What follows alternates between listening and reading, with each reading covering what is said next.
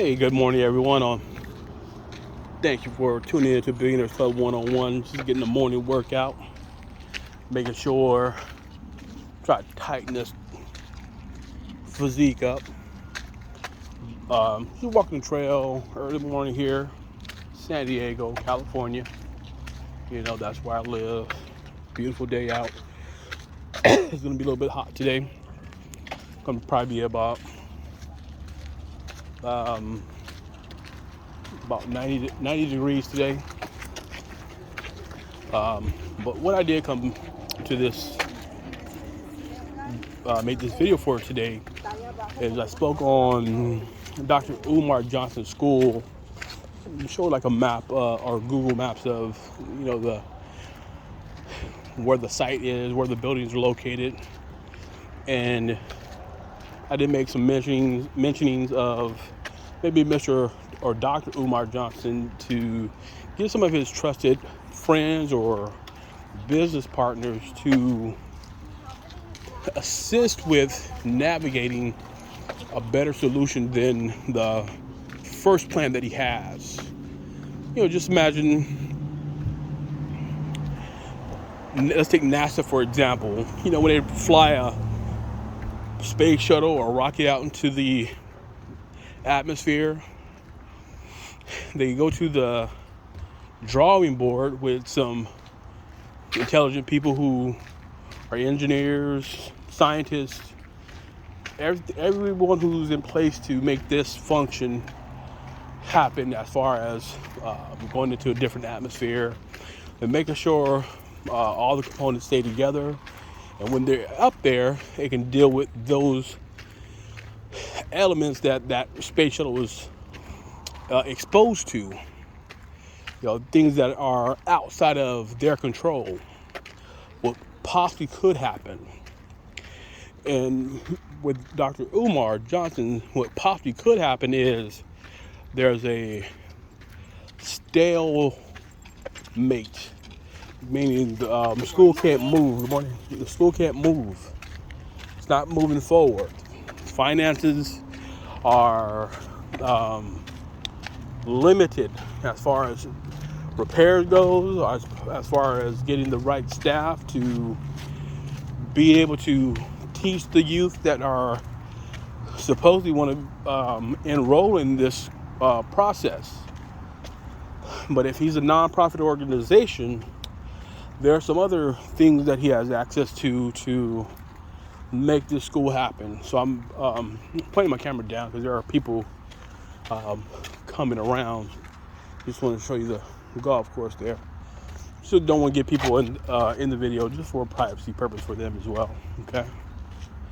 But I'm not saying anything negative when I'm speaking in regards to Dr. Umar Johnson. I actually believe that he does have a good thought process as far as uplifting the black youth. In my opinion, now this is just my opinion, Marcus Garvey and Frederick Douglass. So his school is called FDMG. So the FD is Frederick Douglass. The MG is Marcus Garvey.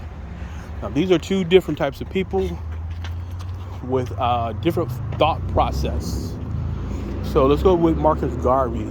Marcus Garvey has I believe he's around about in the 1920s or so. Has his own black newspaper. Led a campaign, all black people should move to Africa. That type of concept or rhetoric. But I believe that was his thought process. I believe that was his thought process. Now, and then he, I believe Marcus Garvey was a black nationalist. Correct me if I'm wrong, but he was a black nationalist. Black people should be self-sufficient. Don't follow the rules of the slave master type of mentality, which you're right.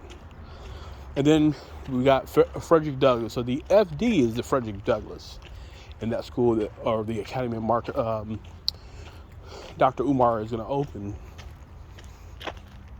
So Frederick Douglass, he was actually, I believe he's born into slavery, or born as a free man, or born in slavery, became free, and then he became an abolitionist. Now, an abolitionist is a person who fight for the rights of slaves and help them become free. And he was involved with a lot of the laws that happened to allow a lot of the black Americans to become free and no longer being a slave. But what Frederick Douglass also did he had allies. Now, those allies were not black. These are non-black people. But these are people who shared his vision. Oops, watch out for that horse crap. Anyway, I gotta keep my eyes on the road, I guess. But anyway, I do apologize for showing that horse manure. But anyway, it's necessary. But actually, getting back to the story, Frederick Douglass, he was a abolitionist, changed some laws, but also he had allies. Now, those allies were non-black.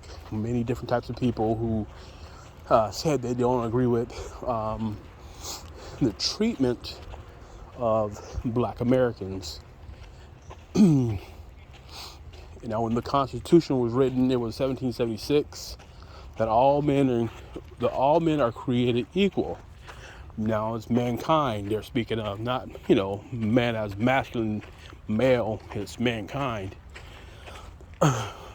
including blacks. But for whatever reason, it was misinterpreted as blacks were more of chattel. That's CHATTEL. And that definition is for personal property. So it looked at us as personal property. We wasn't included as part of the human race. And that's why you had that laws of 3/5 compromise, when that goes into more of a political concept based off of how many slaves the slave masters have. It'll be go towards their voting rights and things like that. Okay, so different philosophies. So bringing up allies is my suggestion with Dr. Umar Johnson. You can still live your vision as teaching young black boys the history of Marcus Garvey and Frederick Douglass, but also you can go a little bit further and just teach them black history. Because we don't start at Frederick Douglass, we don't end at Marcus Garvey. There's other historical facts that you can research, and that's why I want to segue into a brother called Tariq Nasheed. Now, he's a really historian. Not sure of his educational background as far as the American Society of Education, but he has a certain amount of documentaries stating the facts, showing the facts, giving some history of black history. And this is before slavery and all that stuff. And he put some DVDs together that you can get a lot of information as far as black history. No offense to Dr. Umar Johnson. You got some strong beliefs, but also some of those belief systems are outdated. Only my opinion. Necessary, but it is outdated. And when you are isolating black youth to black onlys, you're also narrowing their chance of opportunity to make an income. Because when you're working, you have a business, and you're the owner, you want to hire the most qualified person that's going to be part of your business. Whatever business you have, you want to make sure you put the sharpest, hungriest, determined individual a part of your business. Doesn't matter what color they are. It doesn't matter what background they came from, because they might share an alliance as far as they don't know what you're going through, but they can empathize with what you're going through. And if you're treated unfairly, they can empathize and speak alongside of you to assist in getting the laws passed. As you see in the protests when in Ferguson, and people are getting killed with their knees on necks, getting shot, gunned down for no reasons at all. But it's a lot of unnecessary black people dying for whatever reason. But you definitely have alliances in those protesting, marching. It's not all black people. All right. So this is not a tear down for Dr. Umar Johnson. It's just a suggestion of open up the gates for alliances, building relationships, and getting a understanding. Because I see that you're asking for donations, you're getting donations from your loyal supporters. But how about when the school starts and now these teachers are working for what? What is the wages? What are those wages going to be?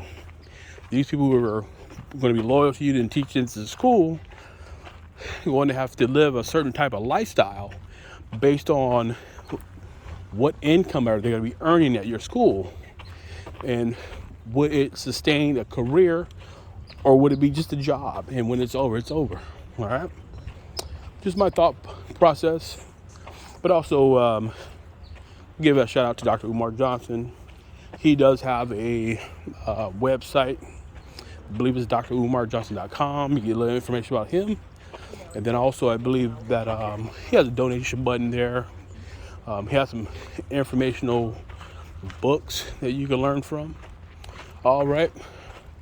And if you're not a subscriber to our channel, we appreciate if you hit the subscribe button. We're growing our channel, bringing out some information. But also, we do have an economical context that we do have, that we provide information on how to earn some income from working from home. Won't publish that here. Just stay tuned for our next video. Thank you, and remember to hit that subscribe button and push the share. Thank you very much.